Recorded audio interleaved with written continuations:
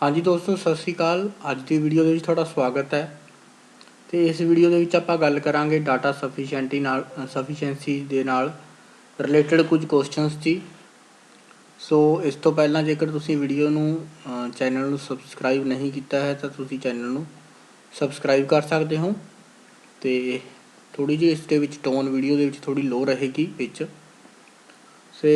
सो दोस्तों, without wasting any time let's start the question शुरू करते हैं। कह रहा है कि आंसर ऑप्शन नंबर 1 देना है। Give answer 1 if the data in statement 1 is alone are sufficient to answer the question. तो क्वेश्चन का आंसर करने लई अगर स्टेटमेंट नंबर 1 दे विच डाटा सफिशेंट है तो तुहाडा आंसर 1 आएगा। While the data in statement number 2 alone is not sufficient to answer the question. तो मतलब क्वेश्चन के दो स्टेटमेंट्स दित्तियां होणगियां। अगर स्टेटमेंट नंबर 1 आंसर देने लई सफिशेंट है बट स्टेटमेंट नंबर 2 नहीं है तो ऑप्शन नंबर 1 आंसर बनेगा। कह रहा है अगर आंसर 2 देना है, जेकर statement 2 alone is sufficient to answer the question while data in statement 1। अगर स्टेटमेंट 1 सफिशेंट नहीं है आंसर करने लई इंडिविजुअल तो आंसर तुसीं ऑप्शन नंबर 2 देना है।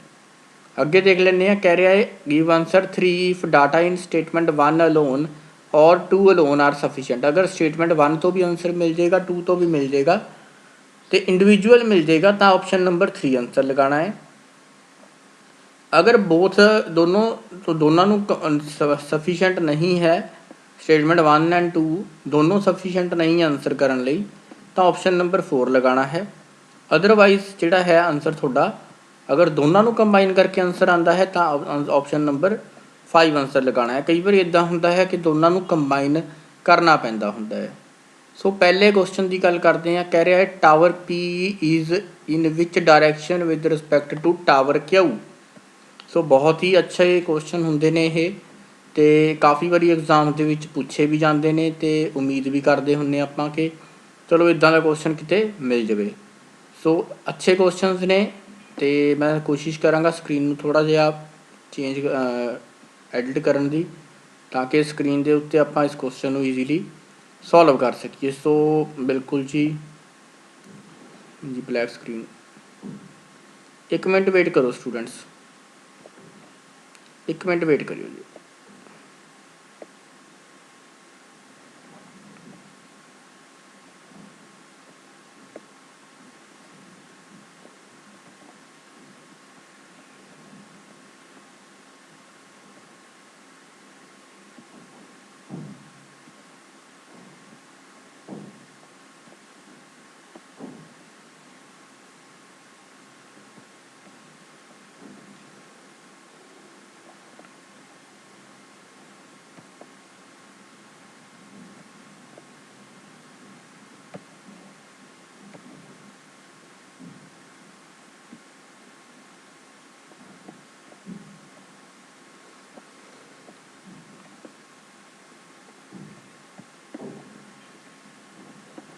बिल्कुल दोस्तों, थोड़े स्क्रीन के उत्ते क्वेश्चन आ चुका है।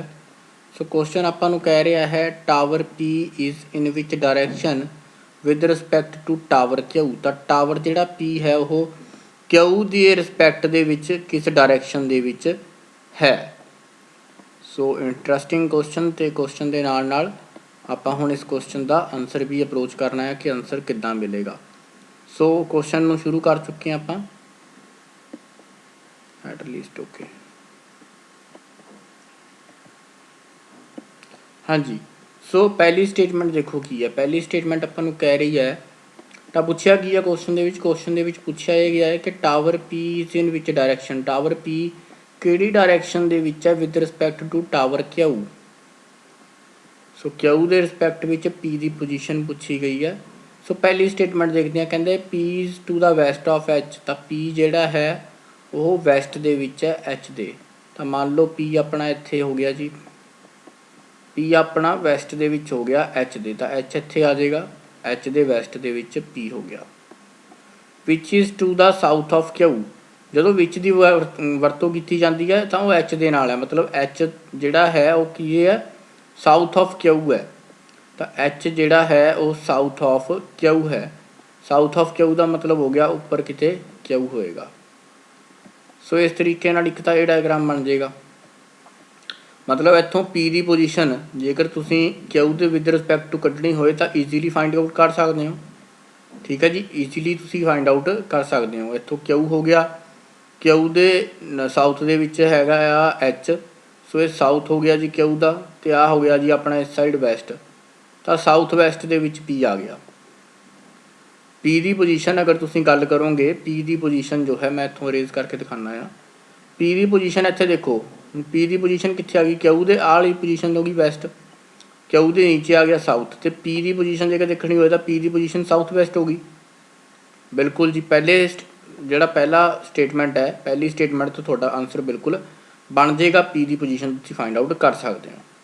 दूजे तो चलते, दूजा कह रहा है पहली स्टेटमेंट तो आंसर बच्चे फाइंड आउट कर सकते हैं। दूजी statement F is to the west of Q, तो कहता है एफ जोड़ा है वो वैसट ऑफ क्यू है, बिल्कुल वैसट ऑफ क्यू, मतलब क्यू इस साइड है तो एफ जोड़ा है वो क्यू दे वैसट दे विच है बिल्कुल। And to the north of P, तो एफ जोड़ा है वो किससे है, नॉर्थ ऑफ पी है, मतलब पी तो उपर है, पी तो उपर मान लैने आ मान लिया आप पी तो उपर एफ है तो इधर क्यू आ। बिल्कुल जी बन सकता ये भी डायग्राम। एक बार दोबारा समझ लैने आ, F is to the west of Q, तो एफ अपने को जोड़ा एफ है वो कित्थे आ गया जी, वैसट ऑफ क्यू, तो एफ नूं आपां क्यू दे वैसट दे विच मान लिया जिद्दां आपां पहलां मन्निया सी। हुण क्यू दे वैसट आ, क्यू दा वैसट हो गया लैफ्ट साइड ते नॉर्थ ऑफ पी, मतलब जोड़ा एफ है वो पी दे नॉर्थ दे विच है, तां पी आपां इत्थे मान लिया। ठीक है जी, हुण देखो पी की पोजीशन पूछी आ, position P is in which direction with respect to tower Q, तो टावर क्यू दे according with respect to Q दे अकॉर्डिंग तो बिल्कुल कैसे कर सकते हो कि पी की पोजीशन पूछी आ क्यू दे कोरस्पोंडिंग, तो क्यू दे देखो वैसट दे विच एफ है, तो क्यू दे नीचे आ गया जी अपना साउथ। ठीक है जी, तो इत्थे जे आपां गल करिए ये अपने कोल साउथ आ गया, तो क्यू की इस साइड की आ गया वैसट, तो जेकर पी की पोजीशन इत्थों देखनी होए तो पी की पोजीशन ईजीली साउथ वैसट आ जाएगी। मीनस ऑप्शन नंबर एक तो भी आंसर बन जाएगा, ऑप्शन नंबर 2 तो भी आंसर बन जाएगा। Means statement 1 and 2 both alone are sufficient to answer the question, तो इस क्वेश्चन के लिए थोड़ा आंसर बन जाएगा ऑप्शन नंबर 3, मतलब स्टेटमेंट नंबर 1 तो भी थोड़ा आंसर बन जाएगा, स्टेटमेंट नंबर 2 तो भी थोड़ा आंसर बन जाएगा। दोनों स्टेटमेंट्स तो थोड़ा आंसर जोड़ा है वो इंडिविजुअल आ सकता है। हुण बच्चे आपां की करना है, हुण आपां इस क्वेश्चन का आंसर देखने लिए जाना है। सो ये क्वेश्चन अपने इत्थों शुरू होए ने, मैं एक बार चैक कर लेना है काहदे विच है, concept applicator. So concept applicator they which question पूछे गए ने। सो एक बार आपां जाके आंसर वैरीफाई कर लैंदे कि इसदा आंसर ऑप्शन नंबर 3 ही आ रहा है। सो आपां नीचे जा रहे हैं जी, एक मिनट आपां हुणे बस कंसैप्ट एप्लीकेटर दे विच जाके आंसर नूं वैरीफाई करना है। सो बहुत सारे क्वेश्चन आपां इत्थे मिलदे ने तुहानूं। सो गल करते हैं पहले क्वेश्चन की। देखो जी पहला क्वेश्चन बिल्कुल दोनों ऑप्शनों के नाल तुसीं देख सकते हो। पहला इत्थे देख सकते हो कि पहले दे विच लिखिया है P is to the south west of Q, जिद्दां आपां कड्ढे उदां ही इन्हां ने दोनों स्टेटमेंट्स के नाल कहता है कि पहली स्टेटमेंट के नाल भी आंसर आ जाएगा, दूजी नाल भी आ जाएगा। As from both the statement we can find the answer, तो अपना आंसर बन जाएगा ऑप्शन नंबर 3। इन्होंने इत्थे सी लिखा होया है, तो सी ऑप्शन भी लिख सकते हो। तो इस तरीके नाल तुसीं क्वेश्चनस नूं पहलां क्लीयर कर लेना है। तो क्वेश्चन बहुत जरूरी हुंदा है कि क्वेश्चन नूं तुसीं पहलां समझो, क्योंकि जदों तक आपां क्वेश्चन समझते नहीं है उदों तक अपने कोल क्वेश्चन का आंसर नहीं आ पाता, क्योंकि क्वेश्चन नूं समझना बहुत जरूरी है। अगर तुसीं क्वेश्चन नूं इत्थे नहीं समझोगे तो क्वेश्चन नहीं हो पाएगा। हुण ये आपां पहला क्वेश्चन करके हटे हाँ, तुसीं वीडियो नूं पॉज करके एक बार इस क्वेश्चन नूं देख लो। जेकर तुहानूं वीडियो यूजफुल लगती है तो तुसीं वीडियो नूं लाइक शेयर एंड सबसक्राइब कर सकते हो चैनल नूं। सो इस तो बाद हुण आपां दूजे क्वेश्चन के उत्ते चलते हैं। दूजा क्वेश्चन आपां नूं कह रहा है what is Sunita's rank, what is Sunita's rank from top of the class।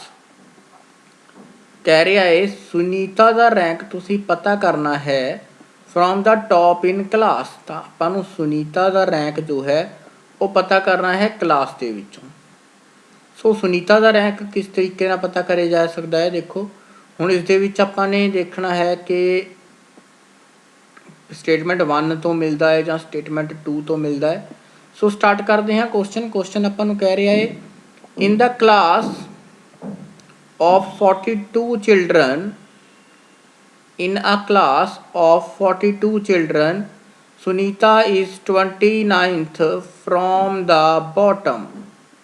ਤਾਂ ਕਹਿ ਰਿਹਾ ਹੈ ਕਿ ਸੁਨੀਤਾ ਜੋ ਹੈ ਉਹ 42 ਸਟੂਡੈਂਟਸ ਨੇ ਕਲਾਸ ਦੇ ਵਿੱਚ, ਤਾਂ 42 ਸਟੂਡੈਂਟਸ ਦੇ ਵਿੱਚੋਂ ਸੁਨੀਤਾ ਦਾ ਰੈਂਕ ਜੋ ਹੈ ਉਹ 29th ਹੈ ਨੀਚੇ ਤੋਂ। ਮਤਲਬ ਸੁਨੀਤਾ ਤੋਂ ਨੀਚੇ अगर आप नीचे तो देखिए तो सुनीता तो नीचे 28 स्टूडेंट्स होंगे,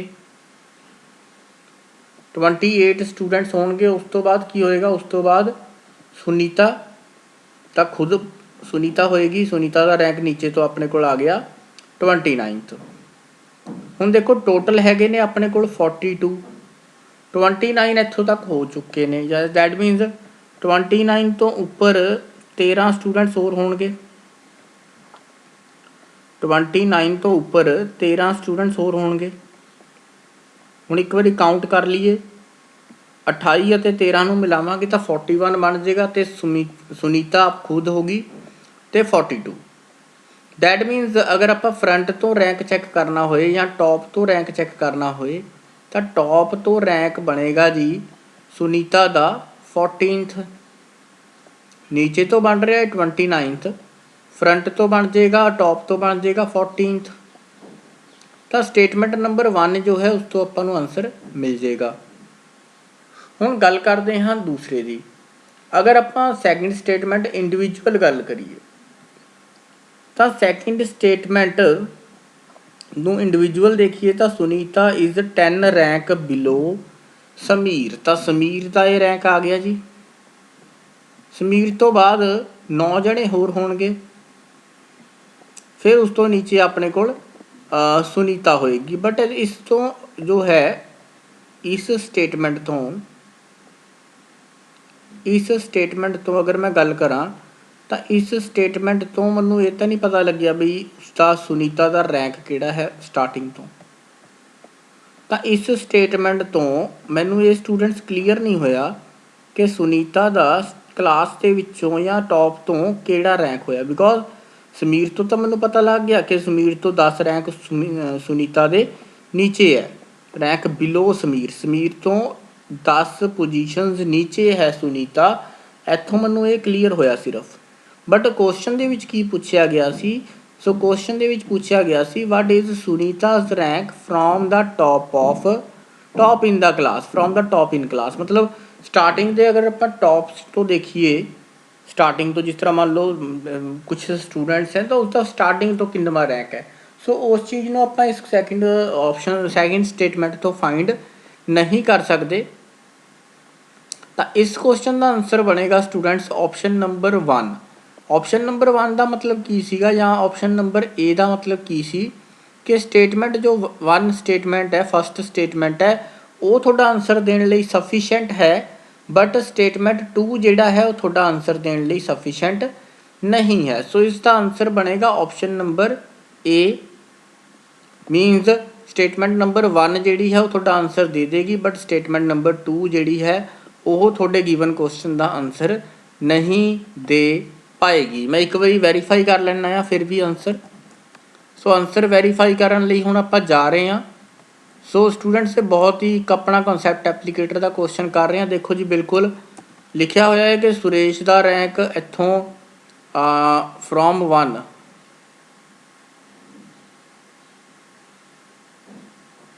सुरेश का रैंक नहीं जी, असल सुनीता का रैंक आप फाइंड आउट कर रहे थे। सो फ्रॉम 1 इत्थे थोड़ा जिहा नाम की गलती लगी उन्होंने। सो उही लॉजिक है कि स्टार्टिंग तो देखो 14 रैंक अपने को आ चुका है, बट जी स्टेटमेंट नंबर 2 है उस दे विच आपां नूं समीर का रैंक नहीं पता, तो आप ये कदें ही फाइंड आउट कर सकते कि जो सुनीता सी सुनीता का रैंक कित्थे रहेगा। So from A statement we can find, तो एक स्टेटमेंट तो आप फाइंड आउट कर सकते हैं पहली तो दूजी स्टेटमेंट तो फाइंड नहीं कर सकते, इस करके इस ऑप्शन सैकेंड क्वेश्चन का आंसर बन जाएगा ऑप्शन नंबर ए। बिल्कुल जी, ऑप्शन नंबर ए इस क्वेश्चन का राइट आंसर बन जाएगा। हुण आपां वापस अपने स्क्रीन के उत्ते चलते हैं, बाकी क्वेश्चनस होर आपां तीसरे क्वेश्चन वाल अप्रोच करते हैं। सो जेकर स्टूडेंट्स तुहानूं वीडियो वधिया लगे तो वीडियो नूं लाइक शेयर एंड चैनल नूं जो है वो सबसक्राइब जरूर कर लो, ताकि जदों भी मैं कोई नवीं अपलोड वीडियो करदा हाँ, नवीं वीडियो अपलोड हुंदी है तो तुसीं उस वीडियो नूं देख पाओ, ताकि तुहानूं उस दे रिलेटेड अपडेट जो है वो नाल दी नाल मिल जाए। सो इस तो बिना एक रिक्वेस्ट करांगा कि कोई भी टॉपिक तुसीं क्वेश्चन करन दी कोशिश कर रहे हो, वो क्वेश्चन देखो तुहानूं उदों ही समझ आएगा जदों तुसीं उस दे नाल रिलेटेड टॉपिक पहलां कवर किया होएगा। ठीक है जी, अगर तुसीं उस दे नाल रिलेटेड टॉपिक पहलां कवर नहीं किया, लाइक जिद्दां हुण इत्थे अगला क्वेश्चन अपना आ चुका है ब्लड रिलेशन का, तो जेकर तुहानूं ब्लड रिलेशन के क्वेश्चनस नहीं आते तो ओबवियसली तुसीं ये क्वेश्चन नूं किद्दां अटैम्प्ट कर पाओगे, ये तुसीं हुण एक अपने आप नाल एक सवाल करना है कि जेकर तुसीं ब्लड रिलेशन का टॉपिक क्लीयर नहीं किया अज तक, तुसीं इस टॉपिक नूं कदी पढ़िया नहीं है, तो तुसीं इस क्वेश्चन नूं किवें कर पाओगे, ये भी चीज़ बिल्कुल सोचण वाली है। सो इन्हां चीज़ों का भी ध्यान रखना हुंदा है जदों आपां डाटा सफिशेंसी के क्वेश्चन देखते हैं कि डाटा सफिशेंट है क्वेश्चन दे विच या नहीं है, तो उत्थे आपां नूं ये बड़ी प्रॉब्लम आती है कि अपने कई टॉपिक कवर हो जाते हैं। जिद्दां हुण पिछे क्वेश्चन आपां 2 करके हटे हाँ, उन्हां दे विच एक क्वेश्चन रैंकिंग का सीगा, ठीक है जी। सो एक क्वेश्चन डायरैक्शन का सीगा। इस तरीके नाल हुण तुसीं तीसरा क्वेश्चन देख सकते हो, जिहड़ा तीसरा क्वेश्चन इत्थे शो हो रहा है वो अपना जिहड़ा है वो अपना बन गया है ब्लड रिलेशन का। सो ब्लड रिलेशन का ये अगला क्वेश्चन एक तरीके नाल बन चुका है, तो हुण आपां इस क्वेश्चन नूं सॉल्व करते हैं। तुसीं भी ट्राई कर सकते हो, जेकर तुहानूं ये टॉपिक आंदा है तो तुसीं भी इस क्वेश्चन नूं अपने एंड दे उत्ते एक बारी ट्राई कर सकते हो। सो स्टार्ट करते हैं। क्वेश्चन कह रहा है question they which how is K related to N, तो के दा एन दे नाल की रिलेशन है, ਉਹ ਆਪਾਂ इस क्वेश्चन ਦੇ ਵਿੱਚ फाइंड आउट करना है। सो के ਦਾ रिलेशन एन ਦੇ ਨਾਲ ਕੀ है, वो ਆਪਾਂ इस क्वेश्चन ਦੇ ਵਿੱਚ फाइंड आउट करना है। चलो जी शुरू करते हैं क्वेश्चन। पहली स्टेटमेंट देखते हैं, N is the brother of M, तो कह रहा है कि जो एन है वो ब्रदर है, मीनस वो पॉजिटिव आएगा जी। So N is brother of M, तो एम का की है ये एन जो है that is brother of M, तो एम का ब्रदर हो गया जी। Who is the daughter of K, तो एम की है M is daughter of K, तो के दी जो है एम डॉटर हो गई। सो पहला तो इत्थों तक अपनी स्टेटमेंट नंबर जो फर्स्ट स्टेटमेंट है उसका अपना रिजल्ट ये बनया है कि एन जो है N is brother of M, who is daughter of K, तो के दी एम जो है के दी डॉटर है एम। बट आपां नूं की पूछा गया है how is K related to N, तो के का रिलेशन की है। हुण देखो इत्थों अगर के ये दोनों भैन भरा ने एन एंड एम, तो के देखो या तो फादर होएगा, के या तो फादर होएगा या फिर के की होएगा या फिर के मदर होएगी। सो स्टेटमेंट 1 तो आपां नूं के का रिलेशन नहीं पता लग्या, जेकर आपां नूं एन रिलेटेड टू के पूछया होंदा फिर तो आपां दस दिंदे कि एन जो है वो सन है के का। बट आपां नूं पूछया गया है क्वेश्चन दे विच कि के का की रिलेशन है, how is K related to N, तो के का एन दे नाल की रिलेशन है, आपां नूं क्वेश्चन दे विच ये पूछया गया है। सो के का एन दे नाल रिलेशन कड्ढण लई हुण आपां नूं दूजी स्टेटमेंट देखते हैं की है। कह रहा है F is the husband of K, तो इसने आपां नूं बिल्कुल हिंट दे दिता है क्वेश्चन ने। इस दे अकॉर्डिंग की बनया, कहता के जो है के का हसबैंड कौन है, हसबैंड या वाइफ के लिए आपां डबल एरो यूज़ करते हैं। अगर तुहानूं पता होएगा तो वधिया गल है, अगर नहीं पता तो तुहानूं ब्लड रिलेशन की एक वीडियो देखनी पएगी। मैं कोशिश करांगा उसका लिंक डिस्क्रिप्शन बॉक्स के विच प्रोवाइड करदा। तो के का हसबैंड है एफ। हुण जेंडर के लिए आपां पॉजिटिव लगा दिंदे हैं, जदों आपां मेल जेंडर मिलता है तो आपां पॉजिटिव लगा दिंदे हैं, जदों फीमेल जेंडर मिलता है तो उदों नैगेटिव लगा दिंदे हैं। सो ये अपना statement first and second statement नूं कंबाइन करके अपने को रिजल्ट बनया है। इस रिजल्ट में देख लैंदे फिर देखते हैं कि के ते एन का कोई रिलेशन मिल पा रहा आपां नूं। बिल्कुल जी, हुण तुसीं इत्थे स्क्रीन के उत्ते देख सकते हो कि अगर मैं के की गल करां तां के का रिलेशन एन दे नाल, हुण देखो जी बिल्कुल आपां नूं क्लीयर है कि के की है, के इज़ फीमेल परसन, के जो है वो फीमेल परसन है। तो फीमेल का अगली जनरेशन के नाल रिलेशन की बन गया, जनरेशन डाउन हो गई। के दी जिहड़ी बेटी है वो एम है, तो एम का ब्रदर एन है, दैट मीनस के का रिलेशन डायरैक्टली एन के नाल की बन गया, के अपने को आंसर आ गया, K is the mother of N. तो के जो बनया, के की अपने को आया, K is the mother of N. तो के जो है वो एन की मदर बनेगी। तो यह अपना आंसर बनेगा इस पर्टिकुलर क्वेश्चन का। आई होप तुसीं क्वेश्चन को समझिया होएगा कि क्वेश्चन के किस तरह आपां क्वेश्चन को सॉल्व करना है। मैं फिर तुहानूं कह रहा हाँ कि इस चीज़ का ख्याल रखना है कि तुहानूं टॉपिक्स आते होने चाहिए ने जेकर तुसीं ये टॉपिक शुरू करना है। बिकॉज डाटा सफिशेंसी जो है वो इस तरीके नाल हुंदी है कि टॉपिक तुहानूं आना चाहिए। जिद्दां इत्थे ब्लड रिलेशन का क्वेश्चन सी, तो ब्लड रिलेशन का क्वेश्चन तुहानूं पहला टॉपिक क्लीयर होना चाहिए। जो ब्लड रिलेशन का टॉपिक क्लीयर होएगा तो तुसीं इस क्वेश्चन को ईजीली अटैम्प्ट कर पाओगे। सो हुण अपने 3 क्वेश्चन हो चुके हैं। हुण आपां क्वेश्चन नंबर 4 के उत्ते चलते हैं। कह रहा है who reached the station first among LMJTR if no person reached together. कह रहा है क्वेश्चन बहुत ही इंटरस्टिंग है। कह रहा है कि LMJTR सो 5 जने ने ये कह रहा है इन्हां 5 दे विचों सब तो पहला स्टेशन के उत्ते कौन पहुंचा।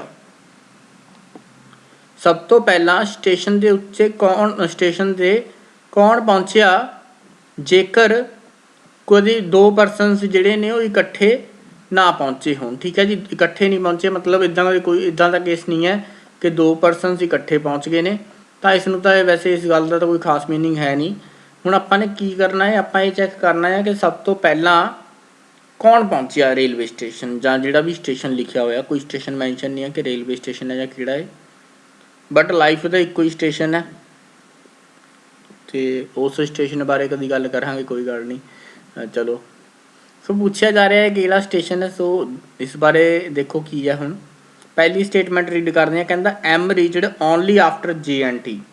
तो एम उदों पहुँचा जदों JNT ऑलरेडी पहुँच चुके सी, मतलब JNT जो है वो पहला पहुँच चुके सी।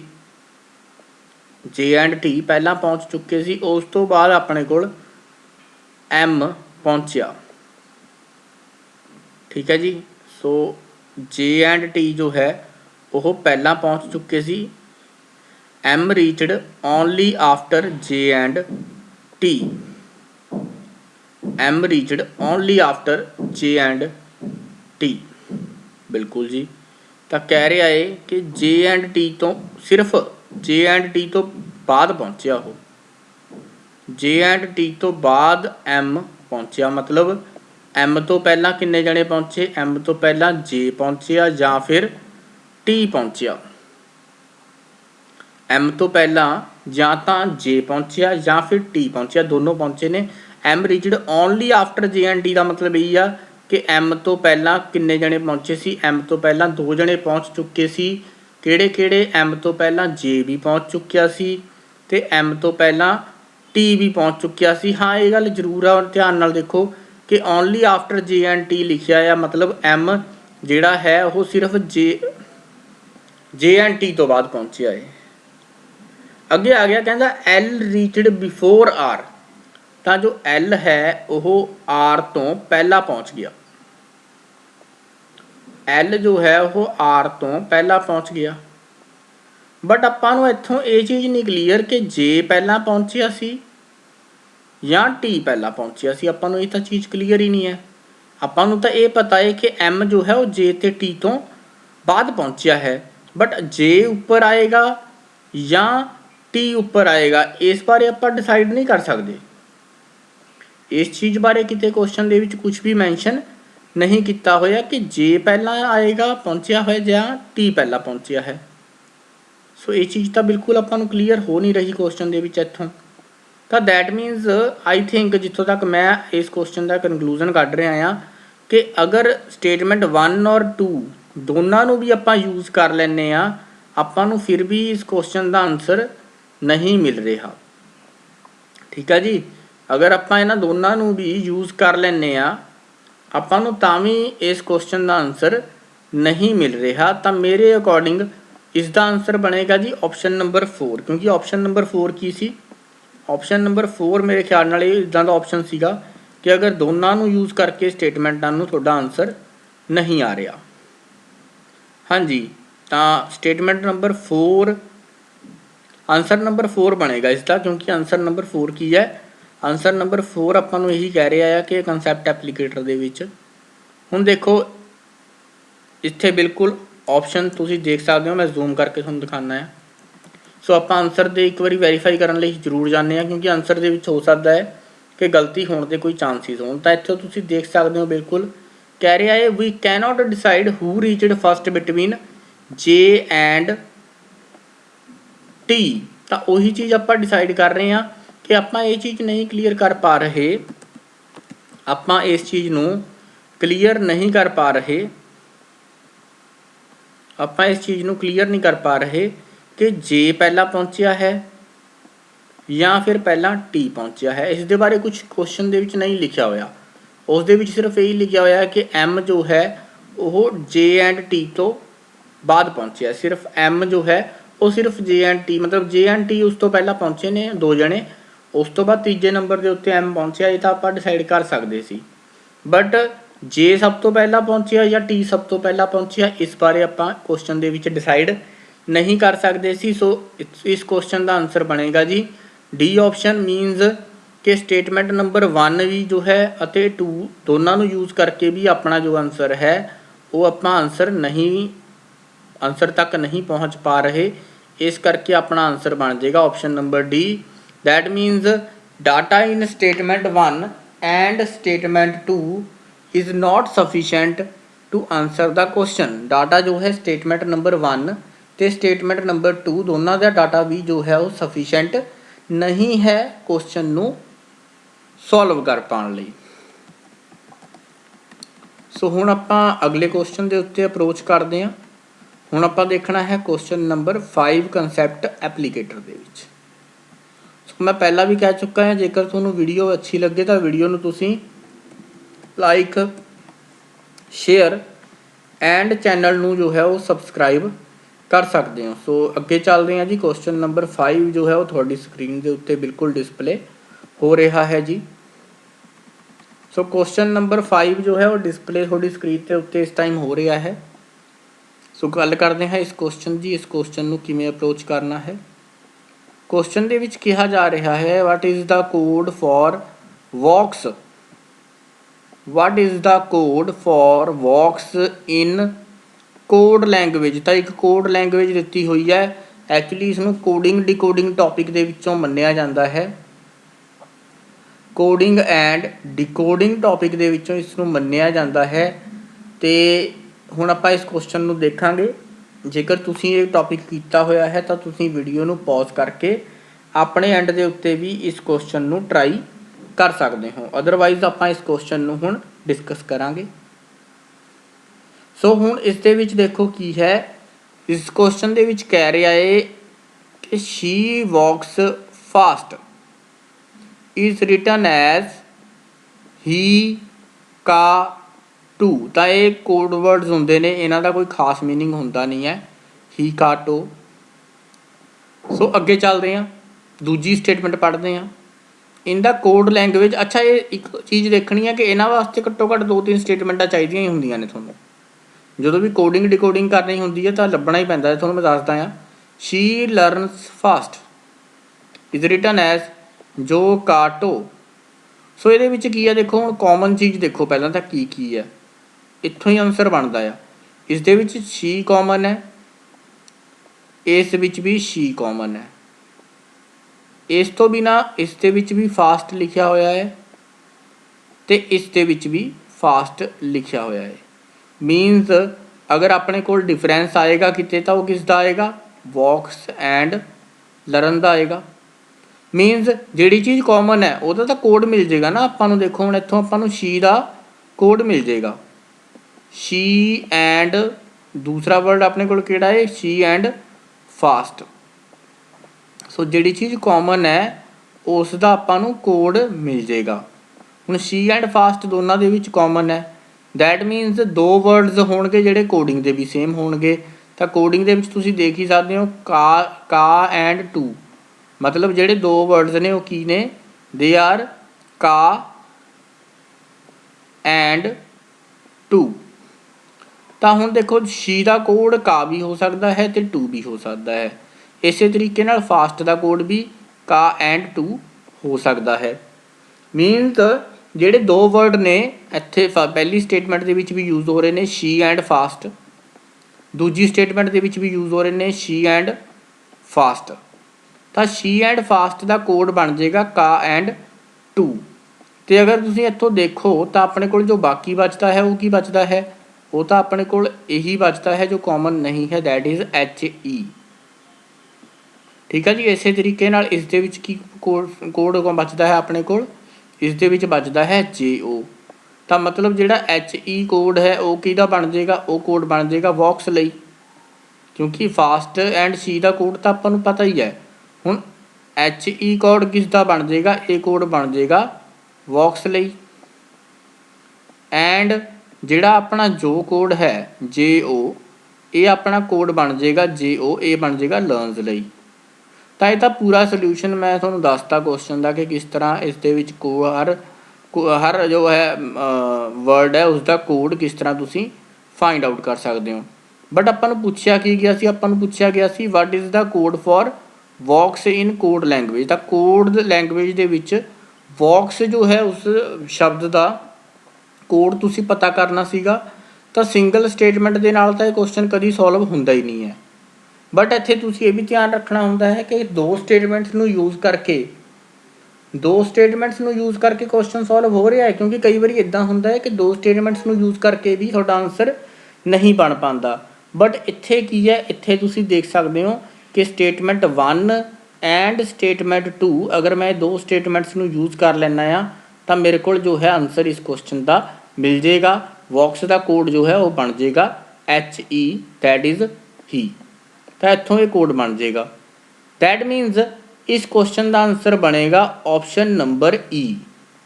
मीनस स्टेटमेंट 1 एंड 2 नूं अगर मैं कंबाइन कर दिना आ तो मेरे को आंसर बन जाएगा option number E। मीनस in option statement number 1 and 2 नूं दोनों नूं कंबाइन करके मेरे को आंसर बन जाएगा क्वेश्चन का। एक बार आंसर वेरीफाई कर लैने, फिर आपां नैक्सट क्वेश्चन ते अप्रोच करांगे। सो 5th क्वेश्चन सीगा जी कंसैप्ट एप्लीकेटर का।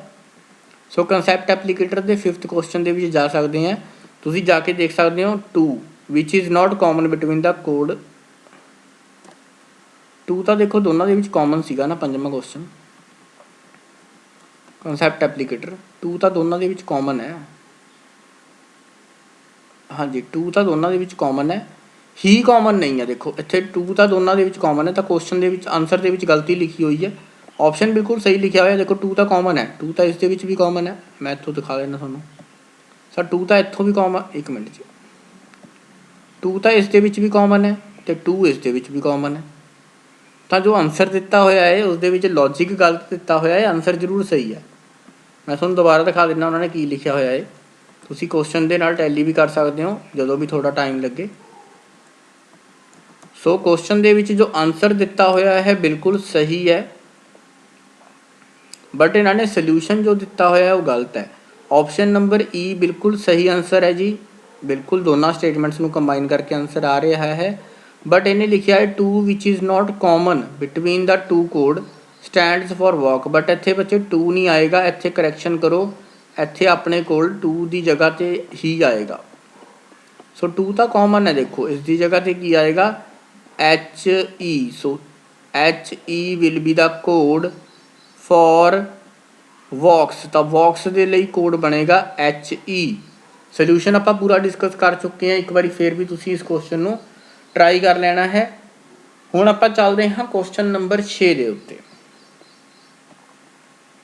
ਸੋ ਡੇਲੀ ਆਪਾਂ 10-12 ਕੁਐਸਚਨ ਕਰਦੇ ਹਾਂ। ਪਹਿਲਾਂ ਵੀ ਆਪਣੀ ਰੂਟੀਨ ਬਣ ਚੁੱਕੀ ਸੀ ਅਤੇ ਥੋੜ੍ਹੀ ਜਿਹੀ ਰੂਟੀਨ ਵਿੱਚ ਡਿਸਟਰਬ ਜ਼ਰੂਰ ਹੋਈ ਹੈ, ਬਟ ਹੁਣ ਆਪਾਂ ਦੁਬਾਰਾ ਉਸ ਰੂਟੀਨ ਨੂੰ ਕੰਟੀਨਿਊ ਕਰਨਾ ਆ। ਸੋ ਆਪਾਂ 10 ਕੁਐਸਚਨ ਅੱਜ ਕਰਾਂਗੇ ਅਤੇ ਬਾਕੀ ਦੇ ਕੁਐਸਚਨ ਆਪਾਂ ਹੌਲੀ ਹੌਲੀ ਕੱਲ੍ਹ ਕਰਾਂਗੇ, ਜਾਂ ਅੱਜ ਰਾਤ ਨੂੰ ਆਪਾਂ 10 ਵਜੇ ਇੱਕ ਸੈਸ਼ਨ ਲਾਵਾਂਗੇ। ਹੁਣ ਫਿਲਹਾਲ 5:30 ਹੋ ਚੁੱਕੇ ਨੇ ਅਤੇ ਅੱਜ ਸਵੇਰ ਦਾ ਆਪਾਂ ਕਾਫੀ ਜਿੱਦਾਂ ਰੂਟੀਨ ਸੀਗੀ ਆਪਣੀ ਉਸ ਦੇ ਵਿੱਚੋਂ ਜ਼ਿਆਦਾ ਟਾਈਮ ਨਹੀਂ ਕੱਢ ਪਾਏ, ਬਟ ਆਪਾਂ ਨੂੰ ਜਿੱਦਾਂ ਕਿਸੇ ਨੇ ਕਿਹਾ ਹੋਇਆ ਹੈ, ਆਪਾਂ ਨੂੰ ਆਪਣੇ ਸ਼ੁਭ ਚਿੰਤਕ ਨੇ, ਸੋ ਉਹਨਾਂ ਨੇ ਆਪਾਂ ਨੂੰ ਕਿਹਾ ਹੋਇਆ ਹੈ ਪੜ੍ਹਨ ਲਈ। ਸੋ ਆਪਾਂ ਪੜ੍ਹਾਂਗੇ ਵੀ ਅਤੇ ਲੜਾਂਗੇ ਵੀ।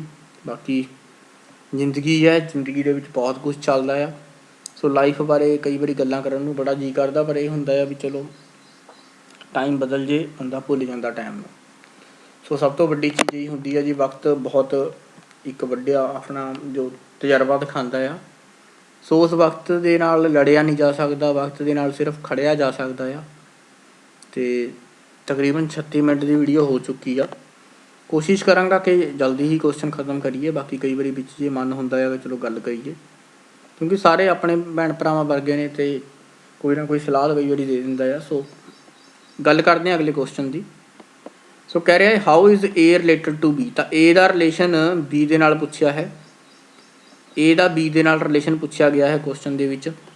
ਫਿਰ ਤੋਂ ਬਲੱਡ ਰਿਲੇਸ਼ਨ ਦਾ ਕੁਐਸਚਨ ਇੱਕ ਕਹਿ ਰਿਹਾ ਹੈ A is sister in law of C. ਓਹੋ ਹੋ, ਸਿਸਟਰ ਇਨ ਲਾਅ ਮਤਲਬ ਸਿਸਟਰ ਇਨ ਲਾਅ ਹੋ ਗਿਆ ਜੀ ਆਪਣਾ ਰਿਲੇਸ਼ਨ ਲੌਜ਼ ਦੇ ਵਿੱਚ ਚਲੇ ਗਿਆ। ਅਤੇ ਲੌਜ਼ ਦੇ ਵਿੱਚ ਇੱਦਾਂ ਹੋ ਜਾਂਦਾ ਹੈ ਜਿੱਦਾਂ ਏ ਇਜ਼ ਸਿਸਟਰ ਇਨ ਲਾਅ, ਤਾਂ ਏ ਦਾ ਕੋਈ ਬ੍ਰਦਰ ਜਾਂ ਸਿਸਟਰ ਹੋਏਗਾ। ਠੀਕ ਹੈ ਜੀ, ਇੱਥੇ ਏ ਦਾ ਬ੍ਰਦਰ ਜਾਂ ਸਿਸਟਰ ਹੋਏਗਾ, ਉਸ ਦੀ ਮੈਰਿਜ ਹੋਈ ਹੋਏਗੀ ਸੀ ਦੇ ਨਾਲ। ਸੋ ਏ ਦਾ ਕੋਈ ਬ੍ਰਦਰ ਜਾਂ ਸਿਸਟਰ ਹੋਏਗਾ, ਉਸ ਦੀ ਮੈਰਿਜ ਹੋਏਗੀ ਸੀ ਦੇ ਨਾਲ, ਅਤੇ A is sister in law of C. ਤਾਂ ਏ ਬਣ ਗਿਆ ਆਪਣੇ ਕੋਲ ਸਿਸਟਰ ਇਨ ਲਾਅ, ਤਾਂ ਏ ਜੋ ਹੈ ਉਹ ਸਿਸਟਰ ਇਨ ਲਾਅ ਆਪਣੇ ਕੋਲ ਆ ਗਈ ਹੈ। ਠੀਕ ਹੈ ਜੀ, ਸੀ ਦੀ ਸਿਸਟਰ ਇਨ ਲਾਅ ਹੈ। ਠੀਕ ਹੈ ਜੀ, who is daughter in law of B. ਤਾਂ ਇਸ ਤੋਂ ਬਾਅਦ ਇਹ ਵੀ ਗੱਲ ਹੈ ਕਿ ਇੱਥੇ ਜੋ ਹੈ ਏ ਦਾ ਕੋਈ ਬ੍ਰਦਰ ਜਾਂ ਸਿਸਟਰ ਆਏਗਾ। ਠੀਕ ਹੈ ਜੀ, ਅਤੇ ਉਸ ਦਾ ਜੋ ਹੈ ਸੀ ਦੀ ਗੱਲ ਆ ਗਈ ਨਾ, ਏ is sister in law of C, who is daughter in law of B. ਤਾਂ ਸੀ ਜੋ ਹੈ ਉਹ ਡਾਟਰ ਇਨ ਲਾਅ ਹੈ ਬੀ ਦੀ। ਤਾਂ ਮਤਲਬ ਸੀ ਜੋ ਹੈ ਉਹ ਦੇਖੋ ਹੁਣ 9 ਹੋਏਗੀ ਜਾਂ ਆਪਣੇ ਕੋਲ 9 ਹੋਏਗੀ ਜਾਂ ਜਵਾਈ ਹੋਏਗਾ, ਇਸ ਬਾਰੇ ਤਾਂ ਕੁਛ ਕਹਿ ਨਹੀਂ ਸਕਦੇ, ਬਟ ਇਹ ਆ ਵੀ ਇਹ ਇੱਥੇ ਜਿਹੜਾ ਏ ਦਾ ਬ੍ਰਦਰ ਜਾਂ ਸਿਸਟਰ ਹੋਏਗੀ ਉਸ ਦੀ ਮਦਰ, ਉਸ ਦਾ ਬੀ ਦਾ ਕੋਈ ਫਾਦਰ ਜਾਂ who is daughter in law of B. ਠੀਕ ਹੈ ਜੀ, ਇੱਕ ਹੋਰ ਚੀਜ਼ ਕਲੀਅਰ ਹੋ ਗਈ ਆ। ਪਹਿਲਾਂ ਧਿਆਨ ਦੇ ਨਾਲ ਸਮਝ ਲਓ, ਧਿਆਨ ਦੇ ਨਾਲ ਸਮਝ ਲਓ ਕੁਐਸਚਨ ਨੂੰ ਕੀ ਆ। ਇੱਥੇ ਆਪਣੇ ਕੋਲ ਬੀ ਹੈ ਅਤੇ ਲਿਖਿਆ ਹੋਇਆ ਕੀ ਹੈ, who is daughter in law of B. ਤਾਂ ਮਤਲਬ ਇਹ 9 ਹੈ ਜੀ, ਡਾਟਰ ਇਨ ਲਾਅ, ਸੀ ਜੋ ਹੈ ਉਹ ਡਾਟਰ ਇਨ ਲਾਅ ਹੈ। ਤਾਂ ਮਤਲਬ ਇੱਥੇ ਪਲੱਸ ਸਾਈਨ ਆ ਜਾਏਗਾ, ਮਤਲਬ ਏ ਦਾ ਕੋਈ ਭਰਾ ਹੋਏਗਾ, ਏ ਦਾ ਕੋਈ ਭਰਾ ਹੋਏਗਾ, ਉਸ ਦੀ ਵਾਈਫ ਹੈ ਸੀ, ਅਤੇ ਏ ਦੀ ਸਿਸਟਰ ਇਨ ਲਾਅ ਹੋਊਗੀ ਸੀ। ਠੀਕ ਆ ਜੀ, ਇੰਨਾ ਕਲੀਅਰ ਹੋ ਗਿਆ। Who is daughter in law of B, who is wife of D. ਤਾਂ ਇੱਥੇ ਹੁਣ ਇਹ ਆ ਗਿਆ ਕਿ ਬੀ ਜੋ ਹੈ B is wife of D. ਤਾਂ ਬਹੁਤ ਹੀ ਲੰਬਾ ਥੋੜ੍ਹਾ ਜਿਹਾ ਚਲੇਗਾ ਕੁਐਸਚਨ, ਬਟ ਬੀ ਕੀ ਆ ਗਿਆ, ਬੀ ਦਾ ਵੀ ਡਿਸਾਈਡ ਕਰਤਾ ਕਿ ਡੀ ਦੀ ਕੀ ਹੈ, ਵਾਈਫ ਹੈ। ਤਾਂ ਡੀ ਆਪਣੇ ਕੋਲ ਓਬਵੀਅਸਲੀ ਕੀ ਬਣ ਗਿਆ ਜੀ ਇੱਥੋਂ, ਬਿਲਕੁਲ ਜੀ ਸਹੀ ਜੱਜ ਕੀਤਾ ਤੁਸੀਂ, ਡੀ ਆਪਣੇ ਕੋਲ ਆ ਗਿਆ ਜੀ ਮੇਲ ਪਰਸਨ। ਤਾਂ ਇਹ ਹਸਬੈਂਡ ਹੋ ਗਿਆ ਜੀ, D is husband of B. ਹੁਣ ਆਪਣੇ ਕੋਲ ਸਾਰਾ ਕੁਝ ਕਲੀਅਰ ਹੈ। ਏ ਰਿਲੇਟਡ ਟੂ ਬੀ, ਤਾਂ ਏ ਦਾ ਰਿਲੇਸ਼ਨ ਬੀ ਦੇ ਨਾਲ ਬਿਲਕੁਲ ਇੱਥੋਂ ਕੱਢ ਸਕਦੇ ਹੋ। ਏ ਕੀ ਬਣ ਗਿਆ ਜੀ, ਏ ਬਣ ਗਈ ਜੀ B the, sorry A B ਦੀ ਬਣ ਗਈ ਜੀ ਆਪਣੇ ਕੋਲ ਡਾਟਰ। ਇੱਥੇ ਇਹਦਾ ਭਰਾ ਆ ਗਿਆ ਜੀ ਬ੍ਰਦਰ। ਸੋ ਇਸ ਬ੍ਰਦਰ ਦੀ ਮੈਰਿਜ ਹੋਈ ਹੈ ਜੀ ਸੀ ਦੇ ਨਾਲ, ਅਤੇ ਇਸ ਬ੍ਰਦਰ ਦੀ ਏ ਕੀ ਹੋ ਗਈ, ਸਿਸਟਰ। ਤਾਂ ਇੱਥੋਂ ਦੇਖ ਸਕਦੇ ਹੋ ਕਿ ਬੀ ਦੀ ਵੀ ਏ ਕੀ ਹੋ ਗਈ, ਬੀ ਦੀ ਏ ਦਾ ਰਿਲੇਸ਼ਨ ਬੀ ਦੇ ਨਾਲ ਡਾਟਰ ਦਾ ਹੋ ਗਿਆ ਜੀ। ਅੱਗੇ ਚੱਲਦੇ ਹਾਂ। ਪਹਿਲੀ ਸਟੇਟਮੈਂਟ ਤੋਂ ਆਪਣਾ ਆਨਸਰ ਆ ਗਿਆ ਬਿਲਕੁਲ। ਇੱਕ ਵਾਰੀ ਤੁਸੀਂ ਜ਼ੂਮ ਕਰਕੇ ਦੇਖ ਸਕਦੇ ਹੋ, ਮੈਂ ਫੁੱਲ ਸਕਰੀਨ ਦੇ ਉੱਤੇ ਦਿਖਾ ਦਿੰਦਾ ਤੁਹਾਨੂੰ। ਇਹ ਆਪਣੇ ਕੋਲ ਬਲੱਡ ਰਿਲੇਸ਼ਨ ਦਾ ਰਿਲੇਸ਼ਨ ਬਣਿਆ, ਅਤੇ ਇੱਥੋਂ ਆਪਣੇ ਕੋਲ ਆਨਸਰ ਆਇਆ ਕਿ ਬੀ, ਏ ਦਾ ਬੀ ਦੇ ਨਾਲ ਕੀ ਰਿਲੇਸ਼ਨ ਹੈ, ਡਾਟਰ ਦਾ। ਪਹਿਲਾਂ ਕਲੀਅਰ ਹੋ ਗਈ ਗੱਲ। ਦੂਜੀ ਗੱਲ ਕਰਦੇ ਹਾਂ। ਦੂਜਾ ਕਹਿ ਰਿਹਾ ਏ B is the mother of A's only uncle's son. कह रहा है B is the mother of A's son's only uncle's son. B is the mother, तो कह रहा है B जो है वो मदर है A दे सन दी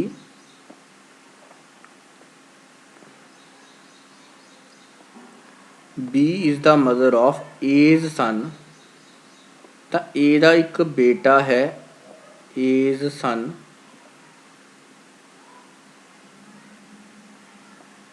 ए ਤਾਂ कोई बेटा आ गया जी, ਇੱਥੇ सन लिख लिया ਆਪਾਂ, ठीक है जी, सन ਦੇ ਨਾਲ positive. So B is the mother of A's son's only uncle son, तो इतों एक A ਦਾ अंकल आ गया जी कोई, ठीक है जी, A ਦਾ इतों A's सन्स ओनली अंकल, तो ਇਹਦਾ कोई अंकल आ गया, ਉਹਦੇ बेटा अंकल ले लिया, मान लो ਆਪਾਂ ਇੱਥੇ U लिख लिया, अंकल पॉजिटिव आएगा, तो अंकल का कोई बेटा है सन, इत्थे दूजा सन ले लिया, सो अंकल का बेटा है, तो उस बेटे की की है, यह बी की है उस बेटे की मदर है, ठीक है जी। मतलब जिहड़ा ए दा सन है, ए दे सन का इक्को एक अंकल है, ठीक है जी, ए दे सन का इक्को एक अंकल है, ते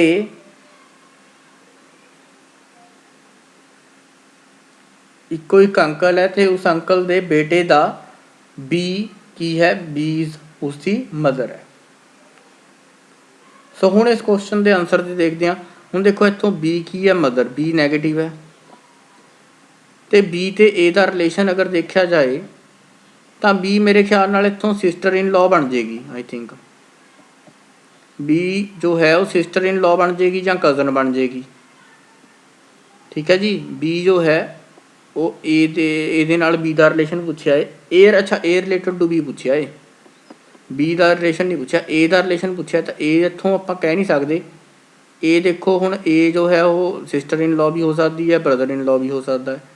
सो मेरे ख्याल नाल बी ऑप्शन तो आंसर मिलेगा नहीं, जिन्ना क मेरा आइडिया लग रहा है, ए ऑप्शन तो आंसर मिल रहा है। एक बार आप हुण आंसर से जाके देखते हैं, जिन्ना क मैं आइडिया लगाया है कि बी तो ऑप्शन नंबर 2 तो आंसर नहीं मिलेगा। सो 6वां क्वेश्चन सीगा जी,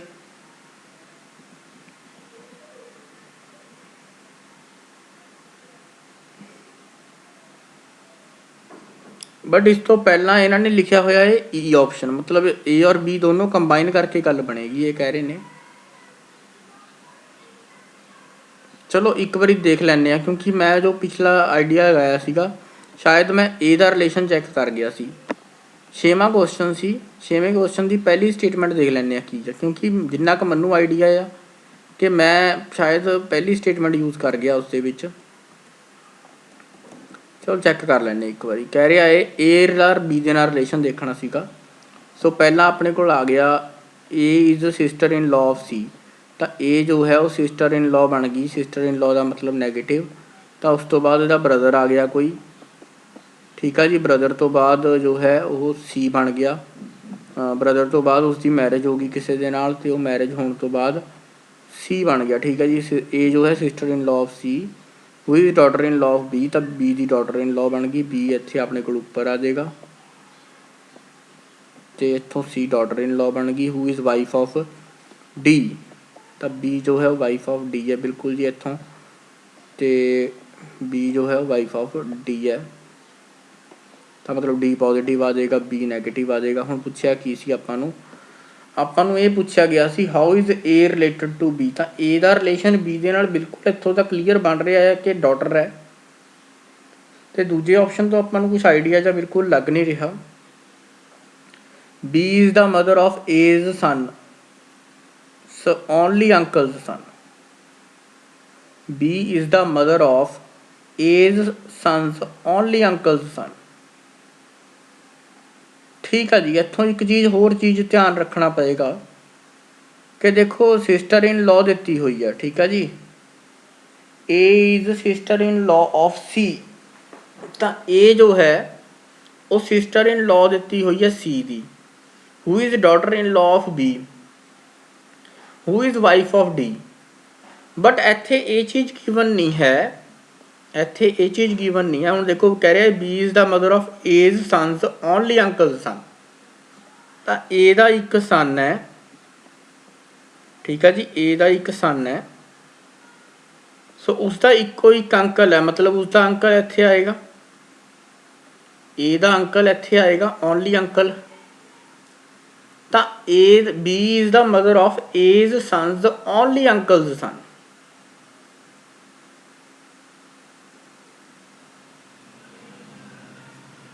B is the mother of A's sons only uncle's son।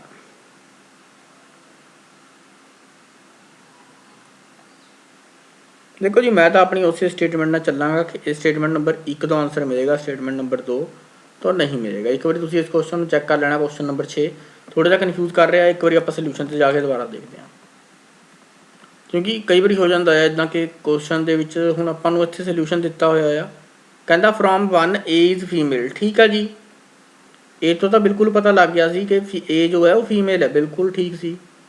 Using this in 2 we get B is equal to, कह रहा है B की बनी B is mother of A's son's only uncle's son, a mother of A's son's only uncle's सन।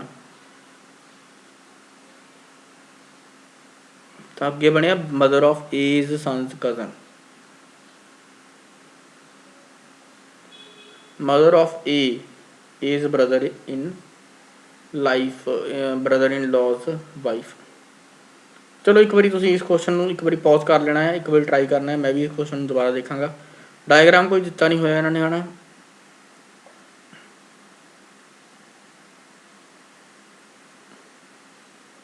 चलो एक बारी तुसीं try करना है, ठीक है जी। मैं दोबारा देखांगा इस क्वेश्चन नूं, ते डायग्राम ऑलमोस्ट अपना ई सी, डायग्राम तो सही सी, कितने थोड़ी जी लग रही है कमी पेशी, उसमें अपना मैनेज करने की कोशिश करांगे। सो हुण गल करते हैं अगले क्वेश्चन की। अगला क्वेश्चन की है, कह रहा है amongst ABCDEF each are having a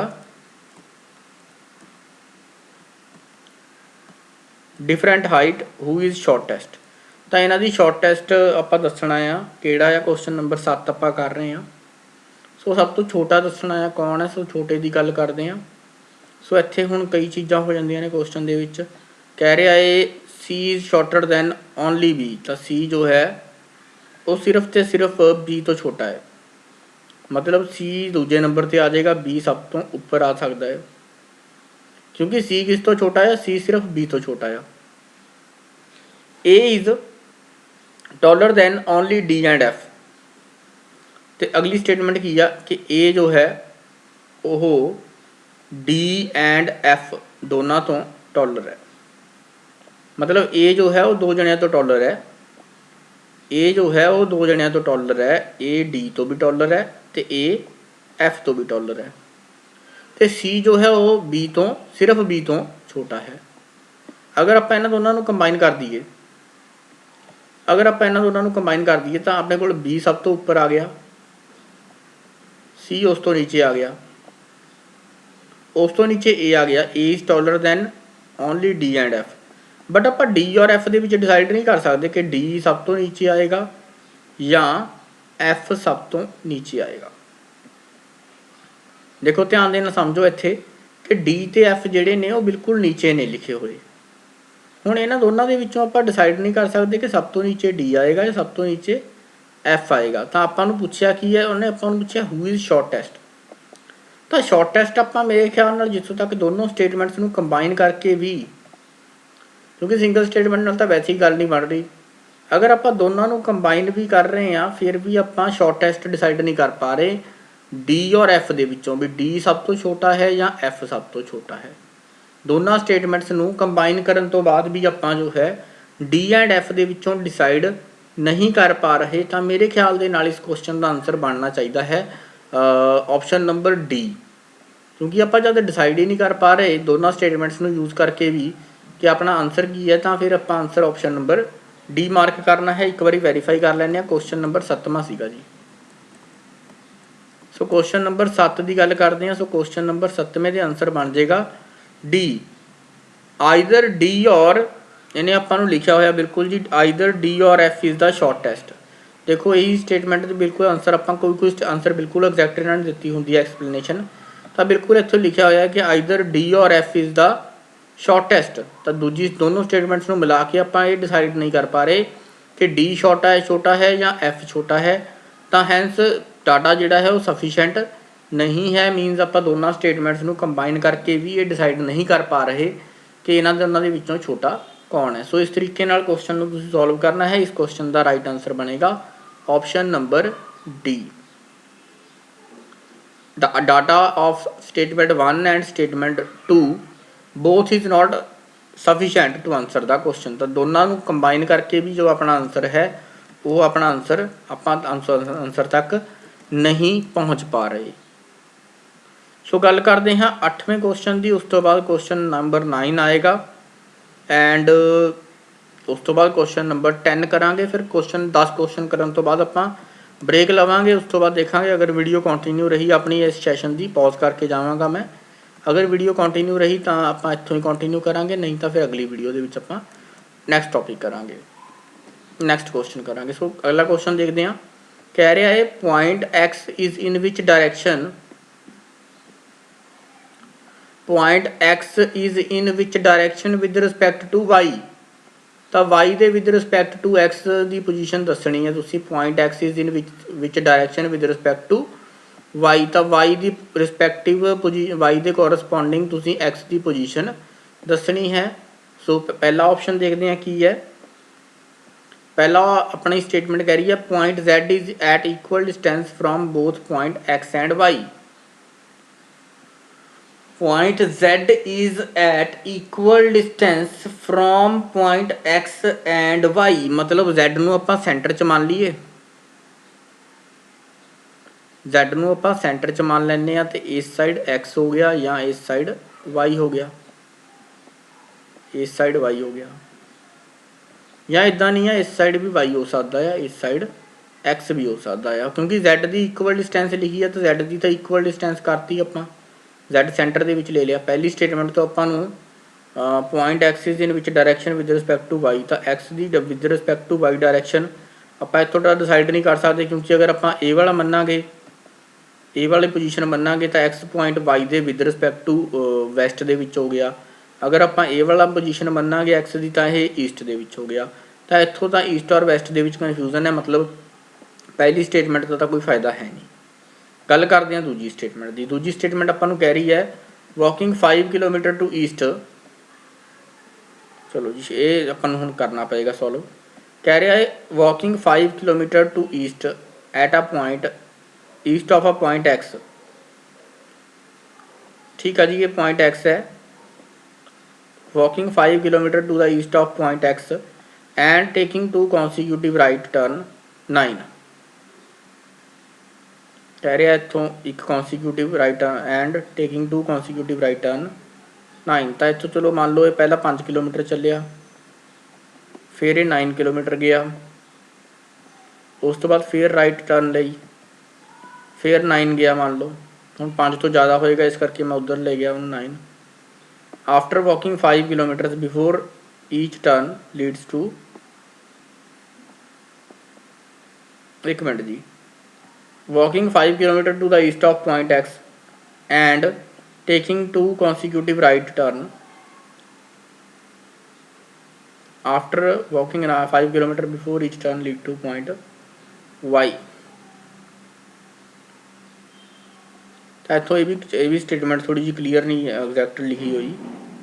कह रहा है walking 5 kilometre to the east of point X. इतों तक तो ठीक है कि एक्स पॉइंट आ कोई, ये पॉइंट एक्स मान लिया आप।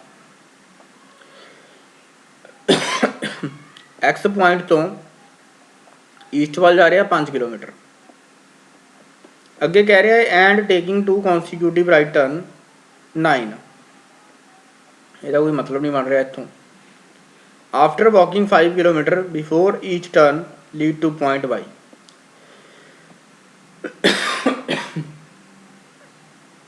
ਤਾਂ ਇਸ ਦਾ ਵੀ ਆਪਾਂ ਨੂੰ ਹੁਣ ਸੋਲੂਸ਼ਨ ਹੀ ਦੇਖਣਾ ਪਏਗਾ, ਕਿਉਂਕਿ ਇਹ ਸਟੇਟਮੈਂਟ ਐਗਜ਼ੈਕਟਲੀ ਕਲੀਅਰ ਨਹੀਂ ਕਰ ਰਹੀ ਕਿ ਇਹ ਕੀ ਕਹਿਣਾ ਚਾਹ ਰਿਹਾ ਹੈ। ਸਟੇਟਮੈਂਟ ਤੋਂ ਐਗਜ਼ੈਕਟਲੀ ਕਲੀਅਰ ਨਹੀਂ ਕੁਝ ਹੋ ਰਿਹਾ। ਸੋ ਇਸ ਦਾ ਸੋਲੂਸ਼ਨ ਦੇਖਦੇ ਹਾਂ ਕੀ ਹੈ। ਹੋ ਸਕਦਾ ਸੋਲੂਸ਼ਨ ਤੋਂ ਆਪਾਂ ਨੂੰ ਆਨਸਰ ਦਾ ਆਈਡੀਆ ਲੱਗ ਜਾਏ। ਤਾਂ ਪਹਿਲੀ ਸਟੇਟਮੈਂਟ ਦਾ ਤਾਂ ਆਨਸਰ ਬਣ ਨਹੀਂ ਰਿਹਾ। ਪਹਿਲੀ ਸਟੇਟਮੈਂਟ ਤੋਂ ਬਿਲਕੁਲ ਆਨਸਰ ਨਹੀਂ ਬਣ ਰਿਹਾ। ਕੁਐਸਚਨ ਨੰਬਰ 8 ਦੀ ਗੱਲ ਕਰਦੇ ਹਾਂ। ਕਹਿ ਰਿਹਾ statement 1 is of no use. Statement 1 is of no use because we don't know about the direction. ਬਿਲਕੁਲ ਜੀ ਜਿੱਦਾਂ ਆਪਾਂ ਕੁਐਸਚਨ ਬਣਾਇਆ ਸੀਗਾ ਕਿ z is equal distance, z ਦੀ ਇਕੁਅਲ ਡਿਸਟੈਂਸ ਕਰਤੀ ਆਪਾਂ।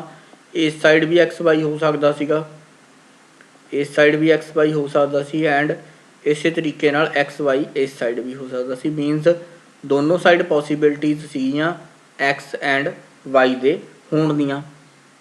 ਇਸ ਕਰਕੇ ਕੀ ਹੋ ਗਿਆ, ਇਸ ਕਰਕੇ ਆਪਣਾ ਆਨਸਰ ਜੋ ਹੈ ਉਹ ਪੋਸੀਬਲ ਨਹੀਂ ਹੋ ਪਾਇਆ ਕਿ ਆਪਣਾ ਆਨਸਰ ਮਤਲਬ ਆਪਾਂ ਕੱਢਣਾ ਕੀ ਸੀ, ਐਕਸ ਦੀ position with respect to Y ਕੱਢਣੀ ਸੀ। ਤਾਂ ਅਗਰ ਆਪਾਂ ਇਹ ਪੋਜੀਸ਼ਨ ਲੈਂਦੇ ਤਾਂ ਇਹ ਵੈਸਟ ਬਣਦਾ, ਅਗਰ ਆਪਾਂ ਇਹ ਪੋਜੀਸ਼ਨ ਲੈ ਲੈਂਦੇ ਤਾਂ ਵਿਦ ਰਿਸਪੈਕਟ ਟੂ ਵਾਈ ਇਹ ਈਸਟ ਬਣਦਾ। ਸੋ ਦੈਟ ਮੀਨਸ ਪਹਿਲੀ ਸਟੇਟਮੈਂਟ ਦੇ ਅਕੋਰਡਿੰਗ ਤਾਂ ਆਪਣਾ ਆਨਸਰ ਆਉਣਾ ਨਹੀਂ ਸੀ। ਸਟੇਟਮੈਂਟ ਨੰਬਰ 2 ਦੇ ਅਕੋਰਡਿੰਗ ਇਹ ਕਹਿ ਰਿਹਾ ਹੈ ਵੀ ਆਨਸਰ ਬਣ ਜਾਏਗਾ ਕਿਉਂਕਿ ਡਿਸਟੈਂਸਿਸ ਵਗੈਰਾ ਗਿਵਨ ਹੈ। ਹਾਂ ਡਿਸਟੈਂਸਿਸ ਵਗੈਰਾ ਗਿਵਨ ਹੈ, ਬਟ ਅਗਰ ਆਪਾਂ ਡਿਸਟੈਂਸ ਫਾਈਂਡ ਆਊਟ ਕਰਨੀ ਹੋਏ ਜਾਂ ਪੋਜੀਸ਼ਨ ਫਾਈਂਡ ਆਊਟ ਕਰਨੀ ਹੋਏ ਤਾਂ ਬਿਲਕੁਲ ਉਸ 'ਚ ਪ੍ਰੋਬਲਮ ਆਏਗੀ, ਬਿਕੋਜ਼ ਉਹ ਈਜ਼ੀਲੀ ਇੰਨਾ ਕੁਛ ਸਟੇਟਮੈਂਟ ਦੇ ਵਿੱਚ ਮੈਂਸ਼ਨ ਨਹੀਂ ਕੀਤਾ ਹੋਇਆ। ਹਾਂ ਆਨਸਰ ਦਿੱਤਾ ਜਾ ਸਕਦਾ ਹੈ ਕਿ ਸਫੀਸ਼ੀਐਂਟ ਹੈ ਕਿਉਂਕਿ ਉਸਦੇ ਵਿੱਚ ਡਿਸਟੈਂਸਿਸ ਵਗੈਰਾ ਆਲਮੋਸਟ ਸਾਰੀਆਂ ਡਿਸਟੈਂਸਿਸ ਜਿਹੜੀਆਂ ਨੇ ਉਹ ਦਿੱਤੀਆਂ ਹੋਈਆਂ ਹਨ। ਤਾਂ ਬਿਲਕੁਲ ਇੱਥੋਂ ਦੇਖ ਸਕਦੇ ਹੋ question number 8 point X is with respect to Y in which direction. ਤਾਂ ਇਸ ਦੇ ਵਿੱਚ ਸਟੇਟਮੈਂਟ ਨੰਬਰ 2 ਦੇ ਵਿੱਚ ਕਾਫੀ ਕੁਝ ਦਿੱਤਾ ਹੋਇਆ ਹੈ, ਉਸ ਤੋਂ ਬਿਨਾਂ ਆਨਸਰ ਤੁਸੀਂ ਫਾਈਂਡ ਆਊਟ ਕਰ ਸਕਦੇ ਹੋ, ਇੱਦਾਂ ਦੀ ਗੱਲ ਨਹੀਂ ਆ। ਬਟ ਇੱਥੋਂ ਅਗਰ ਡਿਸਟੈਂਸ ਕੱਢਣੀ ਹੋਏ ਉਹ ਦਿੱਕਤ ਦੇਏਗੀ ਤੁਹਾਨੂੰ ਕਿਉਂਕਿ ਸਟੇਟਮੈਂਟ ਕਲੀਅਰ ਨਹੀਂ ਆ। ਗੱਲ ਕਰਦੇ ਹਾਂ question number 9 the. How is must written in code language. ਤਾਂ ਮਸਟ ਦਾ ਕੋਡ ਆਪਾਂ ਫਾਈਂਡ ਆਊਟ ਕਰਨਾ ਹੈ। ਮਸਟ ਦਾ ਕੋਡ ਕਿਸ ਤਰ੍ਹਾਂ ਫਾਈਂਡ ਆਊਟ ਕਰ ਸਕਦੇ ਹਾਂ, ਦੇਖੋ ਹੁਣ ਇਹ ਵੀ ਦੇਖਣ ਵਾਲੀ ਚੀਜ਼ ਆ। ਕਹਿ ਰਿਹਾ ਹੈ you must C. So question number 9 zoom ਕਰ ਲਓ ਇੱਕ ਵਾਰੀ ਜੇ ਤੁਹਾਨੂੰ ਕਲੀਅਰ ਨਹੀਂ ਦਿਖ ਰਿਹਾ।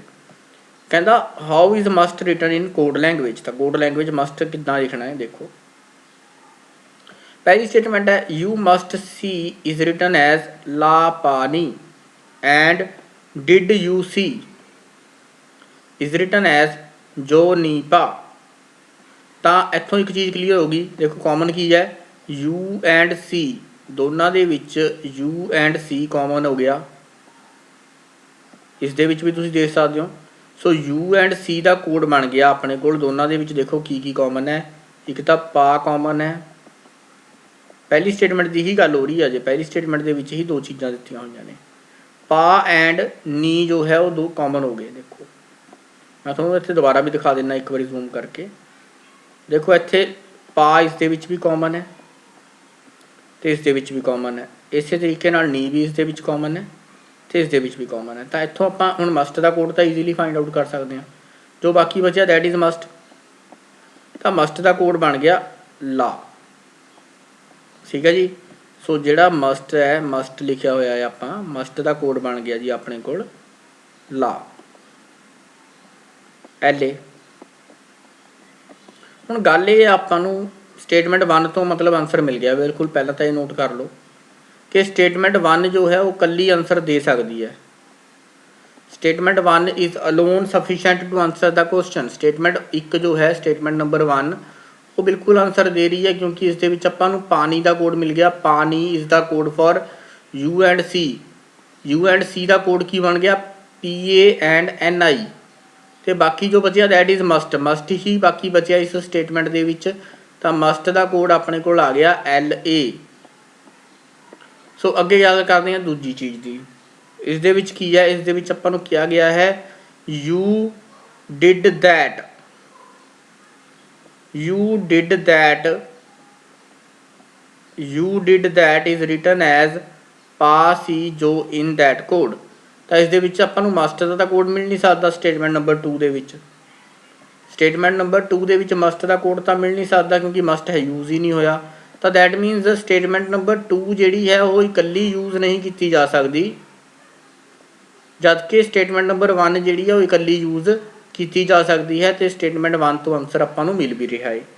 ਤਾਂ ਇਸ ਦਾ ਆਨਸਰ ਬਣ ਜਾਏਗਾ option number A। Because option number A ਕਦੋਂ ਆਨਸਰ ਆ ਰਿਹਾ ਸੀ ਆਪਣਾ ਆਨਸਰ ਆਪਸ਼ਨ ਨੰਬਰ ਏ ਉਦੋਂ ਆ ਰਿਹਾ ਸੀ ਜਦੋਂ ਆਪਾਂ ਕਹਿੰਦੇ ਸੀਗੇ ਕਿ ਸਟੇਟਮੈਂਟ ਜਿਹੜੀ ਫਸਟ ਸਟੇਟਮੈਂਟ ਹੈ ਉਹ ਆਪਾਂ ਨੂੰ ਆਨਸਰ ਦੇ ਦੇ ਅਤੇ ਜਿਹੜੀ ਸੈਕਿੰਡ ਸਟੇਟਮੈਂਟ ਹੈ ਉਸ ਤੋਂ ਆਨਸਰ ਆਪਾਂ ਨੂੰ ਨਾ ਮਿਲੇ। ਸੋ ਇੱਕ ਵਾਰੀ ਵੈਰੀਫਾਈ ਕਰ ਲੈਂਦੇ ਹਾਂ। ਕੁਐਸਚਨ ਨੰਬਰ 9 ਆਨਸਰ ਬਣੇਗਾ ਆਪਸ਼ਨ ਨੰਬਰ ਏ। ਸੋ ਇੱਕ ਵਾਰੀ ਵੈਰੀਫਾਈ ਕਰ ਲੈਂਦੇ ਹਾਂ ਜੀ ਆਨਸਰਾਂ ਦੇ ਵਿੱਚ ਜਾ ਕੇ, ਕਿਉਂਕਿ ਬਹੁਤ ਜ਼ਰੂਰੀ ਚੀਜ਼ ਹੁੰਦੀ ਹੈ ਆਨਸਰ ਵੈਰੀਫਾਈ ਕਰਨੇ। ਤਾਂ ਕੁਐਸਚਨ ਨੰਬਰ 9 ਦੇ ਵਿੱਚ ਤੁਸੀਂ ਦੇਖ ਸਕਦੇ ਹੋ, ਕੁਐਸਚਨ ਨੰਬਰ 9 ਦੇ ਵਿੱਚ ਬਿਲਕੁਲ ਇੱਥੋਂ ਲਿਖਿਆ ਹੋਇਆ ਹੈ ਸਾਰਾ ਕੁਝ, ਅਤੇ ਕੋਡ ਬਣ ਗਿਆ ਜੀ ਆਪਣੇ ਕੋਲ ਮਸਟ ਦਾ ਕੋਡ ਆਪਣੇ ਕੋਲ ਆ ਗਿਆ ਲਾ, ਐਂਡ ਸਟੇਟਮੈਂਟ 1 ਸਫੀਸ਼ੈਂਟ ਹੋ ਗਈ ਜੀ। ਬਟ ਸਟੇਟਮੈਂਟ 2 ਦਾ ਕੋਈ ਰਿਲੇਸ਼ਨ ਹੀ ਨਹੀਂ ਹੈ, ਜਿਸਦੇ ਵਿੱਚ ਮਸਟ ਹੈ ਹੀ ਨਹੀਂ, ਤਾਂ ਉੱਥੋਂ ਆਪਾਂ ਉਸਦਾ ਕੋਡ ਵੀ ਨਹੀਂ ਪਤਾ ਕਰ ਸਕਦੇ ਜਦ ਆਪਣੇ ਕੋਲ ਮਸਟ ਦੇ ਬਾਰੇ ਕੁਝ ਲਿਖਿਆ ਹੀ ਨਹੀਂ ਹੋਇਆ।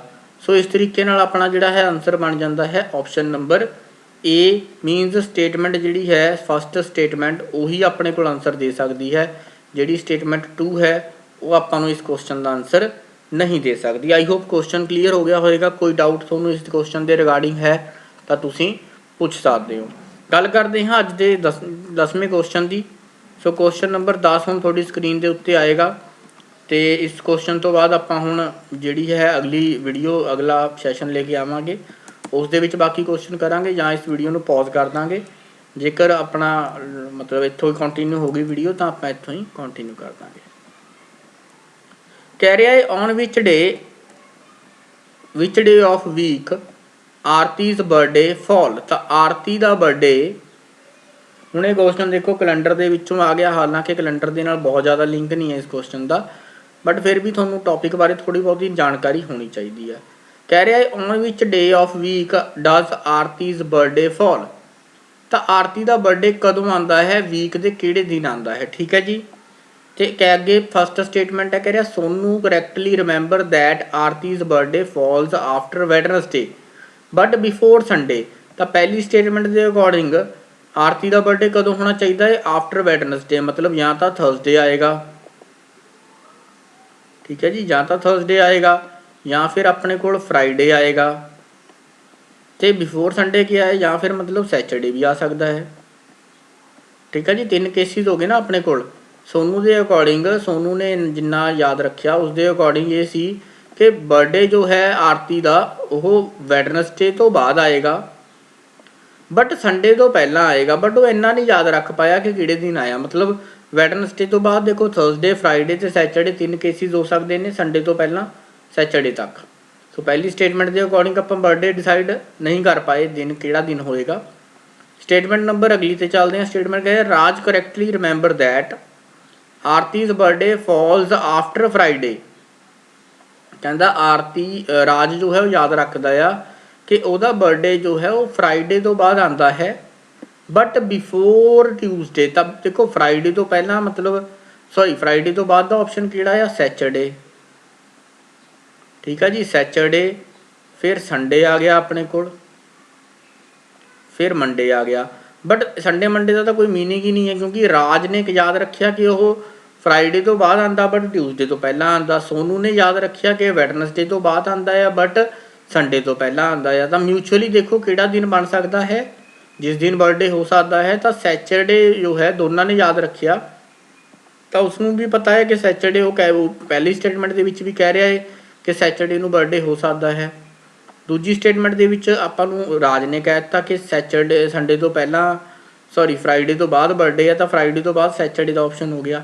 ਦੈਟ ਮੀਨਸ ਅਗਰ ਆਪਾਂ ਦੋਨਾਂ ਸਟੇਟਮੈਂਟਸ ਨੂੰ ਕੰਬਾਈਨ ਕਰਕੇ ਦੇਖੀਏ ਤਾਂ ਸੈਚਰਡੇ ਦਾ ਬਰਥਡੇ ਆਪਾਂ ਫਾਈਨਲ ਕਰ ਸਕਦੇ ਹਾਂ। ਸੋ ਇਸ ਤਰੀਕੇ ਨਾਲ ਕੁਐਸਚਨ ਨੰਬਰ 10 ਦਾ ਆਨਸਰ ਬਣ ਜਾਏਗਾ ਕਿ ਜੋ ਆਰਤੀ ਦਾ ਬਰਥਡੇ ਹੈ ਉਹ ਆਪਣਾ ਸੈਚਰਡੇ ਨੂੰ ਆਉਂਦਾ ਹੈ, ਠੀਕ ਹੈ ਜੀ। ਸੋ ਸੈਚਰਡੇ ਇਸ ਕੁਐਸਚਨ ਦਾ ਰਾਈਟ ਆਨਸਰ ਬਣ ਜਾਏਗਾ, ਅਤੇ ਦੋਨੋਂ ਸਟੇਟਮੈਂਟਸ ਨੂੰ ਕੰਬਾਈਨ ਕਰਕੇ ਆਨਸਰ ਆਇਆ ਹੈ, ਇਸ ਕਰਕੇ ਇਸ ਕੁਐਸਚਨ ਦਾ ਆਨਸਰ ਬਣ ਜਾਏਗਾ option number E. means statement 1 and 2 both will be combined, then we can get the answer। ਤਾਂ ਆਪਾਂ ਨੂੰ ਇਸ ਕੁਐਸਚਨ ਦਾ ਆਨਸਰ ਮਿਲੇਗਾ ਜਦੋਂ ਆਪਾਂ ਸਟੇਟਮੈਂਟ ਨੰਬਰ 1 and 2 ਦੋਨਾਂ ਨੂੰ ਕੰਬਾਈਨ ਕਰ ਦਾਂਗੇ। ਸੋ ਸਟੂਡੈਂਟਸ ਅੱਜ ਦੀ ਵੀਡੀਓ ਲਈ ਇੰਨਾ ਹੀ, ਬਾਕੀ ਦਾ ਕੰਟੈਂਟ ਜੋ ਹੈ ਉਹ ਆਪਾਂ ਅਗਲੀ ਵੀਡੀਓ ਦੇ ਵਿੱਚ ਅਪਲੋਡ ਕਰਾਂਗੇ, ਅਤੇ ਅਗਲੀ ਵੀਡੀਓ ਦੇ ਵਿੱਚ ਆਪਾਂ 10 ਕੁਐਸਚਨ ਹੋਰ ਕਰਾਂਗੇ, ਕੋਸ਼ਿਸ਼ ਕਰਾਂਗੇ। ਸੋ ਇੰਨਾ ਆਪਾਂ ਅੱਜ ਦੇ ਲਈ ਬਹੁਤ ਹੈ। ਤੇ ਜੇ ਕਿਸੇ ਵੀ ਕੁਐਸਚਨ ਦੇ ਵਿੱਚ ਤੁਹਾਨੂੰ ਕਿਤੇ ਵੀ ਕੋਈ ਪ੍ਰੋਬਲਮ ਲੱਗੀ ਹੈ ਤੇ ਕੁਐਸਚਨ ਨੰਬਰ 6 ਜ਼ਰੂਰ ਆਪਾਂ ਚੈੱਕ ਕਰਨਾ ਹੈ ਇੱਕ ਵਾਰੀ। ਉਸ ਨੂੰ ਤੁਸੀਂ ਆਨਸਰ ਮੈਂ ਤੁਹਾਨੂੰ ਦਿਖਾ ਦਿੱਤਾ ਸੀਗਾ, ਪੌਜ਼ ਕਰਕੇ ਇੱਕ ਵਾਰੀ ਚੈੱਕ ਕਰ ਸਕਦੇ ਹੋ। This is all from today, thank you so much. ਜੇਕਰ ਵੀਡੀਓ ਚੰਗੀ ਲੱਗੇ ਦੋਸਤੋ ਤਾਂ ਵੀਡੀਓ ਨੂੰ ਲਾਈਕ, ਸ਼ੇਅਰ ਐਂਡ ਚੈਨਲ ਨੂੰ ਸਬਸਕ੍ਰਾਈਬ ਜ਼ਰੂਰ ਕਰ ਲਓ ਤੇ ਆਪਣੇ ਫਰੈਂਡਸ ਜਿਹੜੇ ਵੀ ਤੁਹਾਡੇ ਪੜ੍ਹ ਰਹੇ ਨੇ, ਤਿਆਰੀ ਕਰ ਰਹੇ ਨੇ, ਉਹਨਾਂ ਦੇ ਨਾਲ ਸ਼ੇਅਰ ਕਰ ਦਿਓ। ਤੇ ਸਟਾਰਟਿੰਗ ਦੇ ਵਿੱਚ ਮੈਂ ਤੁਹਾਨੂੰ ਦੱਸਿਆ ਸੀਗਾ ਕਿ ਟਾਈਮ ਥੋੜ੍ਹਾ ਜਿਹਾ ਇੱਦਾਂ ਦਾ ਚੱਲ ਰਿਹਾ, ਟਾਈਮ ਦਾ ਕੁਛ ਆਈਡੀਆ ਨਹੀਂ ਹੈ। ਸੋ ਪਰਮਾਤਮਾ ਅੱਗੇ ਅਰਦਾਸ ਕਰੋ ਜੀ, ਜੋ ਵੀ ਪਰਮਾਤਮਾ ਨੂੰ ਵਧੀਆ ਲੱਗਦਾ ਆ ਉਹ ਚੀਜ਼ ਹੋਵੇ। ਤੇ ਅੱਗੇ ਵੀ ਪਰਮਾਤਮਾ ਨੇ ਜੋ ਵੀ ਕੀਤਾ ਆ ਉਹ ਪਰਮਾਤਮਾ ਦੇ ਹੱਥਾਂ ਦੇ ਵਿੱਚ ਹੀ ਆ। ਸੋ ਪਰਮਾਤਮਾ ਦੇ ਅਕੋਰਡਿੰਗ ਜੋ ਵੀ ਹੋਵੇ ਉਹ ਤੁਸੀਂ ਅਰਦਾਸ ਕਰਿਓ। ਤੇ thank you so much, take care, bye bye.